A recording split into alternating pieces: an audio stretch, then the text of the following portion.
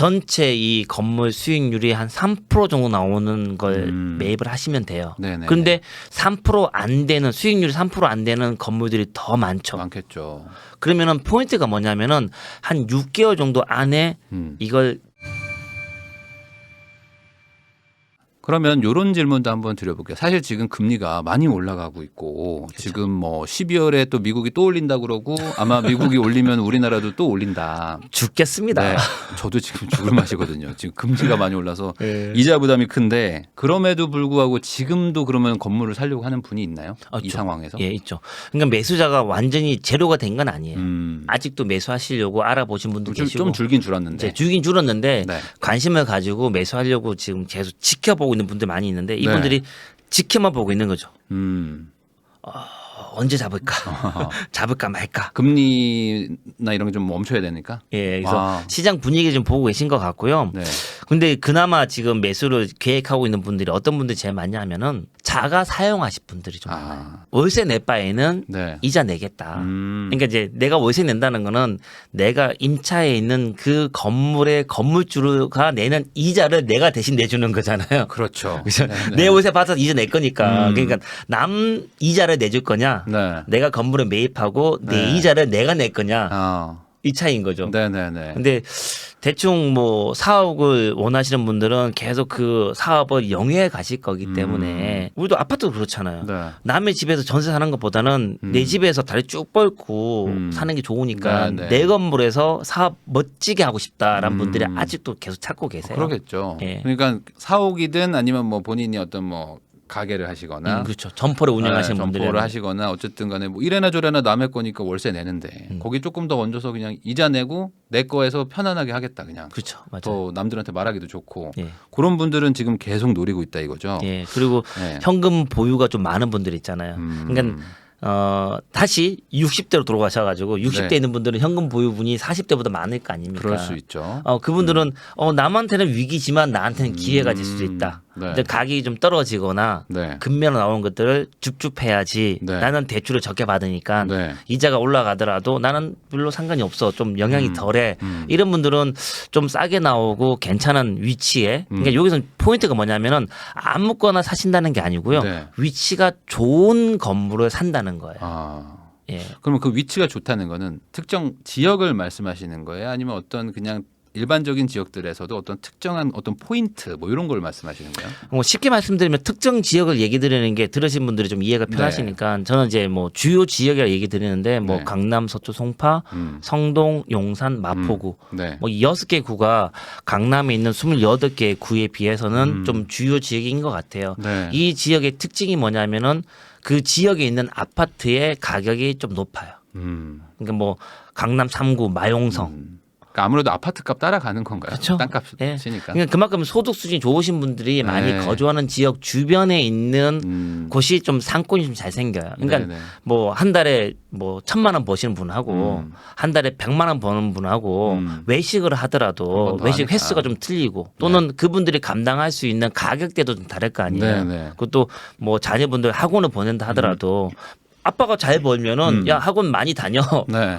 공부해야지. 네네. 라고 하는 거 만약에 좀 소득이 조금 적으신 분들은 영어 학원 보낼까 수학 학원 보낼까 하다가 고르시잖아요. 네네. 뭐 이게 현실이니까. 그렇죠. 그러다 보니까 그분들 주변에 있는 건물에 있는 임차인들은 뭘 해도 장사가 되는 거죠.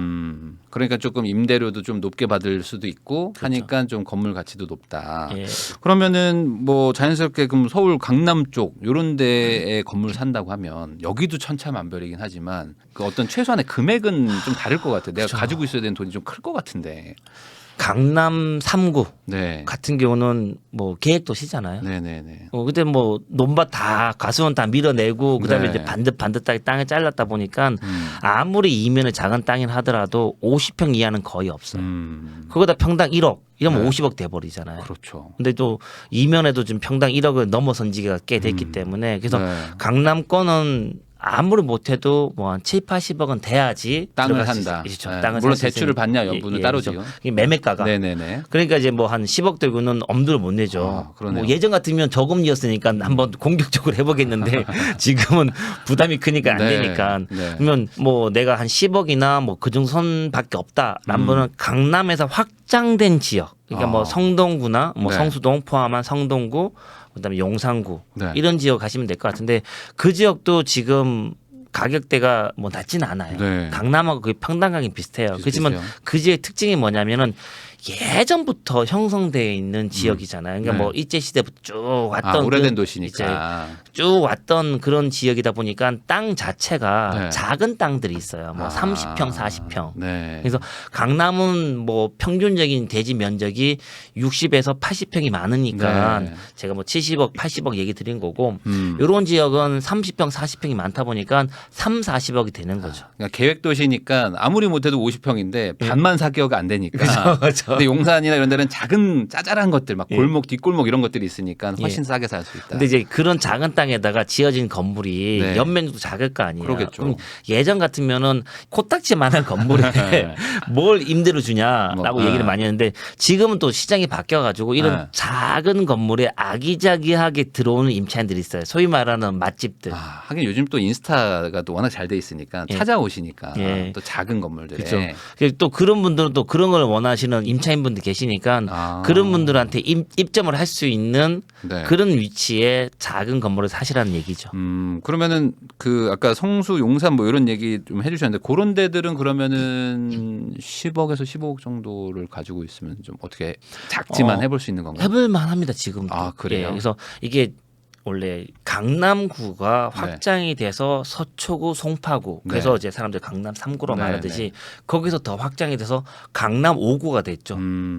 용산구, 성동구에 다리 포함해서. 건너면은 뭐 예. 아니 뭐 그래서 신사동에서 네. 대치동까지 가는 거리하고 엄청 막힙니다. 그렇죠. 신사동에서 한남동, 이태원 네. 또는 청담동에서 성수동 가는 거리가 더 가까워요. 그렇죠, 그렇죠. 그게 접근성의 차이인 거죠. 음. 그다음에 이 한강이라고 하는 이런 어떤 이 단어가 주는 어떤 벽을 넘어섰죠. 네. 몇 년 전부터. 네, 네, 네. 그러다 보니까 지금 이제 성수동이나 한남동에도 고급 뭐 빌라라든가 고급 주상복합 많이 지어졌잖아요. 네, 네. 그런 것처럼 이제 강남 5구라고 저는 생각을 합니다. 이 확장이란 범위 내에서 성수동에서 확장이 되다 보면은 뭐 건대 쪽까지 확장이 될 수도 있는 거고 그다음에 최근에는 이제 송정동이라고요. 네. 성수동 바로 위에 조그만 지역이 있습니다. 거기도 보통 한 30평 전후에 다가구 촌이에요. 거기는.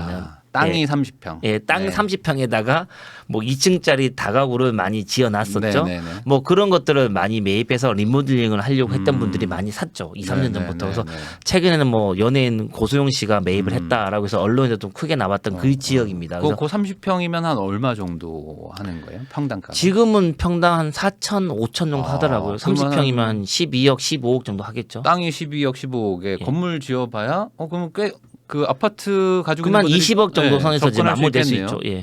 예. 그래서 뭐 20억짜리 아파트 사신다는 분들이 그런 네. 지역에 다가구 사셔가지고 뭐 리모델링 하셔서 리모델링하고. 뭐 맛집을 임차시키거나 아니면 자가 사용하거나 네. 그러다가 뭐 한 20억이나 뭐 25억 정도의 애시타가 나오셔도 되지 않을까라는 생각이 듭니다. 그래서 근데 이런 것들이 계속 확장이 되는데 이 네. 확장되는 지역이 이제 강남 5구에 이 틈새 시장처럼 중간중간에 있어요. 예. 그런 지역을 찾으셔야죠. 그렇죠. 근데 많은 분들이 그냥 생각하는 거는 대충 한 100평 정도 사서 막 건물 막 7층, 10층 올려야지 막 이런 생각들만 하시니까. 근데 작은 건물도 있는 거잖아요. 그렇죠. 제가 매수 예정자분들이 많이 네. 물어보시는 게 큰 땅을 사는 게 좋습니까? 아니면 뭐 위치 좋은 곳에 작은 땅을 사는 게 좋습니까? 많이 물어보시는데 저는 예전부터 지금까지 위치 좋은 곳에 작은 땅 사시기 낫다. 왜냐하면 부동산이니까 네. 내가 이걸 파서 딴 데 옮길 수 없잖아요. 천년만년 그 위치에 있는 거예요. 네, 네. 그러니까 입지가 제일 중요하다라는 생각을 많이 하거든요. 그래서 네. 입지가 중요한데 이 주변 환경이 아직까지는 변화가 되지 않은 지역에 내가 조금 일찍 들어가셔서 한 1년 정도 기다렸다가 네. 변화가 될 때 나오셔도 되고 변화된 것까지 다 누리시면서 조금 더 있다가 나오셔도 되고 그거는 본인의 선택인데 네. 일단은 주요 지역 인근에 이 주요 지역이 확장될 수 있는 그 정도 거리 내에 있는 미성숙지를 좀 찾아보자. 그러니까 그 핫플레이스들 뭐 유명한 데들이 있는데 그 인근에 가면 뭐 빌라촌들도 예. 있고 아직 개발 안 된 곳들도 있는데 그런 곳들을 한번 지켜보라는 거잖아요. 그렇죠. 예. 그- 핫플레스는 비싸서 못 들어가잖아요. 그러니까요. 예. 아, 근데 그게 좀 커지잖아요. 점점 그렇죠. 더 커지기도 커지죠. 하고 뭐 약간 옮겨가기도 하고 하니까 그런 것들 노려보라. 사람들이 소비를 할 때 네. 그런 생각을 많이 가져요. 그러니까 우유를 산다고 하더라도 네.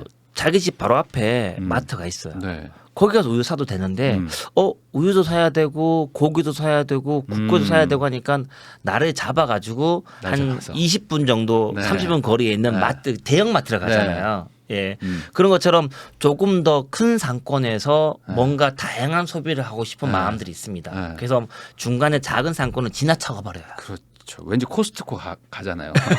아, 집 앞에서 사도 되는데 굳이 거기 가서 대기하면서 기름값 날려가면서 예. 코스트코를 가는 이유랑 똑같은 거잖아요. 예, 그렇죠. 아. 그러다 보니 이제 이 상권이라는 것도 작은 상권도 분명히 존재하지만 대형 상권에 보통 친구를 만나고 아니면 네. 데이트하고 할 때 뭐 금, 토, 일 네. 이렇게 하잖아요. 네, 평일에는 이제 회사 왔다 갔다 네, 출퇴근하다 네, 보니까 네. 뭐 연인 보고 싶어도 그죠? 그럼 연인하고 만나는 그 날에는 대형 상권에서 만난다는 거죠. 아, 그렇죠. 좀 유명한 곳에서 조금 뭐 입지가 조금 빠지더라도 그런 데를 간다는 거죠. 그렇죠. 그리고 그 또 그런 지역은 낮부터 밤까지 또는 새벽까지 할 거리가 많아요. 아, 뭐 홍대를 예를 그러네요. 든다고 하면은 낮에 뭐 연트레 파크에서 음. 산책을 하면서 네. 맛집 가가지고 뭐 점심 겸 저녁 먹고 또 얘기 나누다가 술자리를 이제 술을 마시면서 저녁을 먹기 위해서 홍대로 넘어와서 저녁 먹다가 조금 어둑어둑해지고 막 밤 10시, 11시 되면 클럽에 가서 새벽까지 보내다가 네. 아침에 집에 가는 네. 뭐 그런 어떤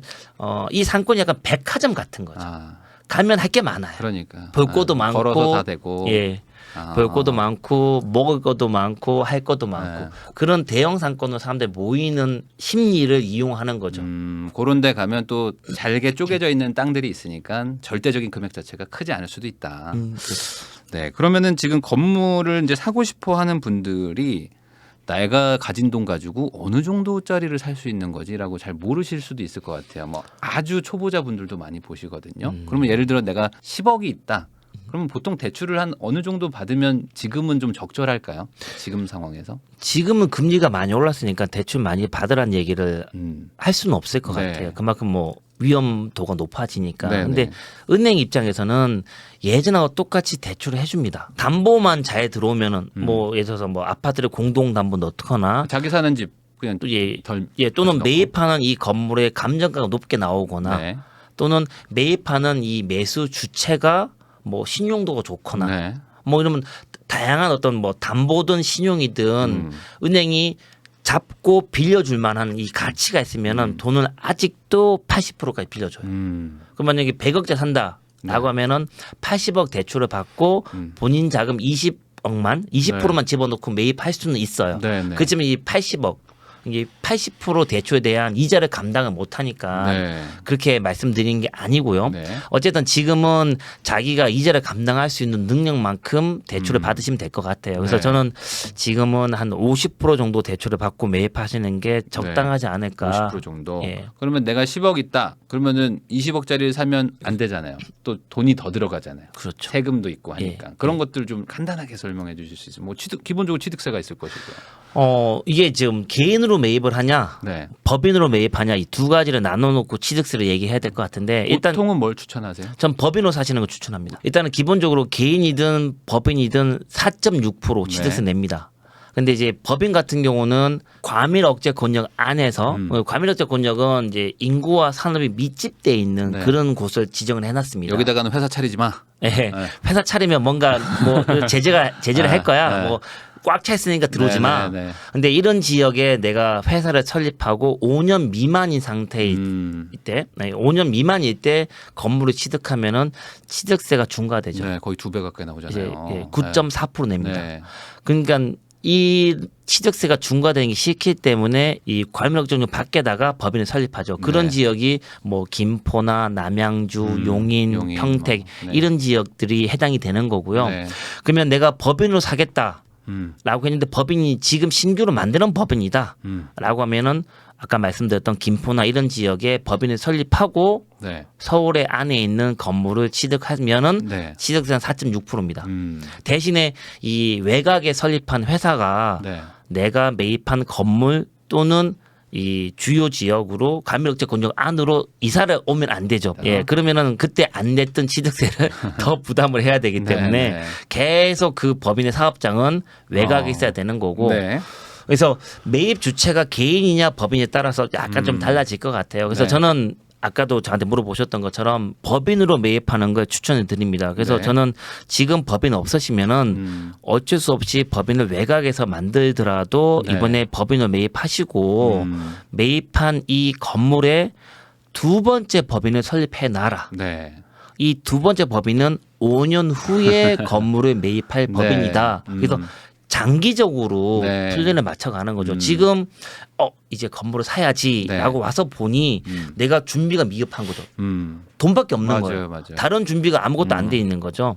그래서 지금은 어쩔 수 없이 매입을 한다 하더라도 다음번에는 준비를 좀 하고 사셔라. 그래서 저는 이제 고객분들이 오시면은 지금 당장에 대한 컨설팅보다는 다음 장기적인 컨설팅도 많이 말씀을 드리는데 그게 네. 좀 얘기 드리고요. 법인을 매입하면서 저는 이제 본인이 주주 혼자만 들어가기보다는 자녀분도 좀 많이 주주로 넣어라. 그래서 뭐 합법적으로 증여가 가능한 부분이 있으니까. 그렇죠. 자녀분들에게 합법적으로 증여를 하고 네. 그 증여금이 이 법인을 설립하는 자본금으로 들어오는 거죠. 주주로 들어와라. 예, 그래서 주주를 만들어 주고 법인으로 건물을 사서 네.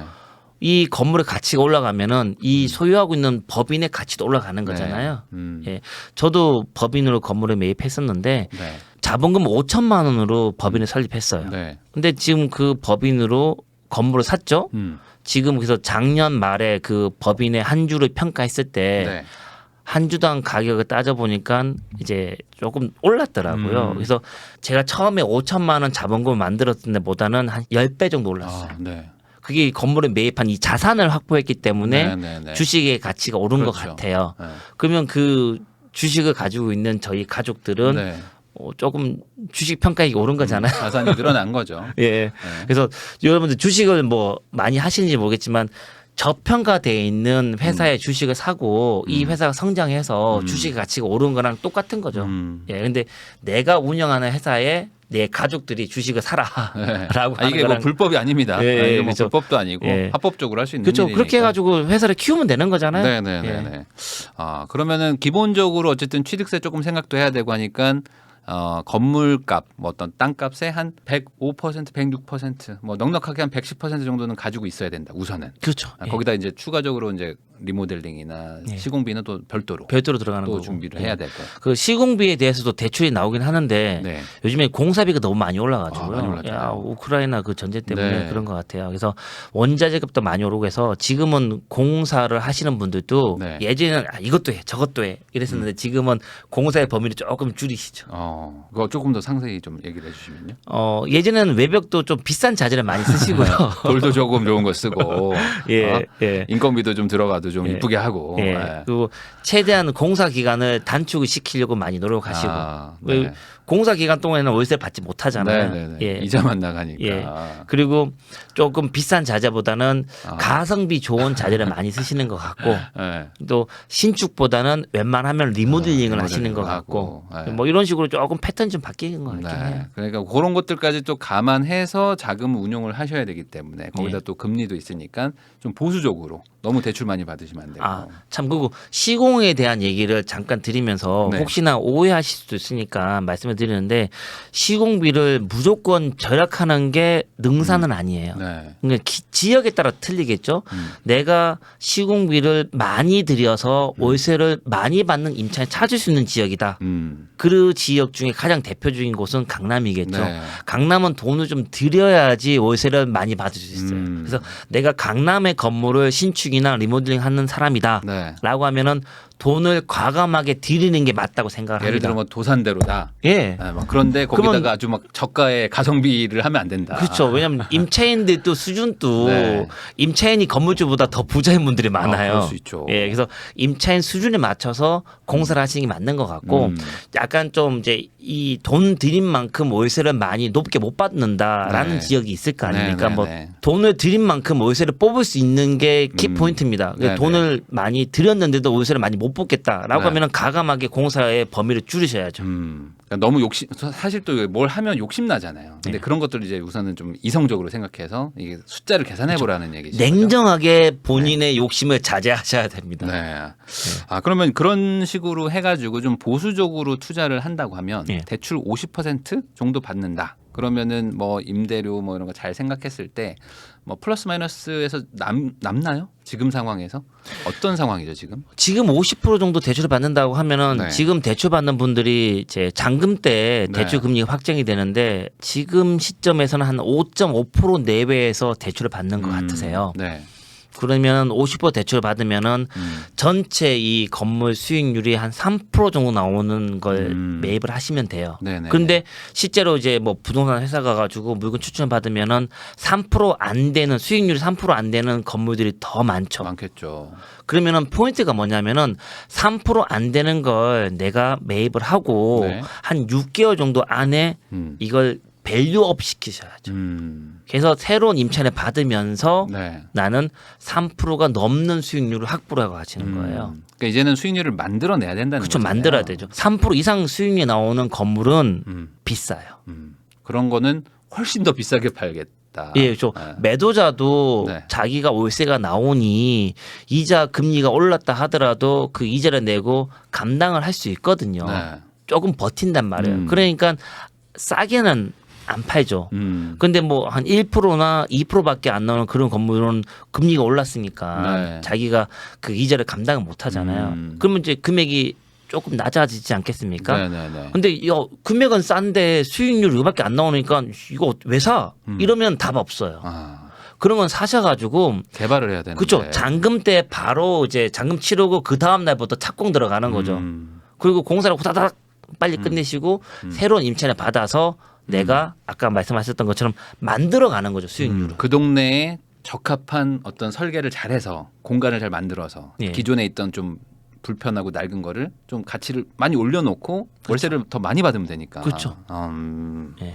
그렇게 만들어 가야 된다. 이제 그렇게 만들어가는 게 이 건물 투자의 아주 좀 재미고 포인트라고 생각하시면 돼요. 네, 그러면 여기서 아까 말씀 나와서 제가 여쭤보는데 그러면 지금 상황에서 이렇게 금리가 높은데 금매가 나오나요? 지금 상황은 어때요?